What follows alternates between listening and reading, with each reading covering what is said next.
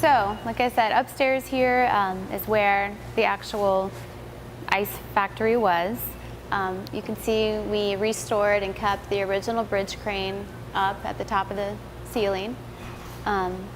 The metal walls that you can see still exposed was actually the original ice tray that went in here, so it took up the whole floor. When we got this building, like I said, in the late 90s or early 90s, some people had bought it and turned it into offices, and then up here was actually like a movie production facility, so every inch of the wall and this whole room was painted black.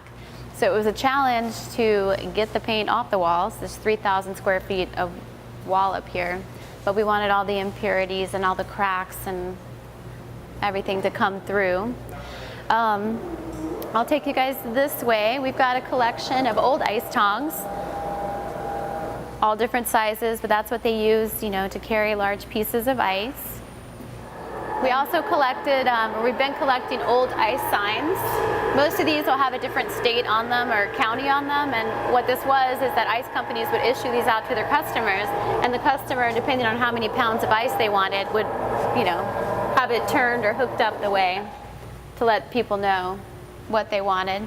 This side is the bar is identical to the other.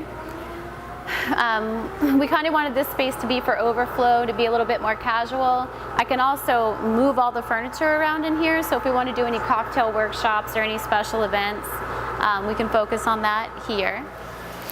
So this is the cold draft machine. I was telling you, most serious cocktail bars, I mean, even in New York, this is what they use. Again, it does really huge 1 1/4 by 1 1/4 solid blocks, so a lot different than commercial ice machines. This is the Scotsman. It does teeny, teeny, tiny balls of ice. This is when you want drinks to dilute quickly. So juleps, smashes, cobblers, anything like that, we'll use these. And then our prized possession is over here. It's what most people do not have. It's the Klein Bell. It's actually a really, really, really simple device, but it produces 2 300-pound blocks of ice every 2 days. So you can see we got one ready to go. And you use this hoist, we can crank it up, get it out of its plastic bag, and then we use, wheel it over here onto this table with put down a piece of foam. I don't see the chainsaw, but then we've got a little teeny tiny chainsaw, and you start just breaking it down into smaller and more manageable pieces, and then we can take it upstairs and hand cut from there, chisel, or do whatever.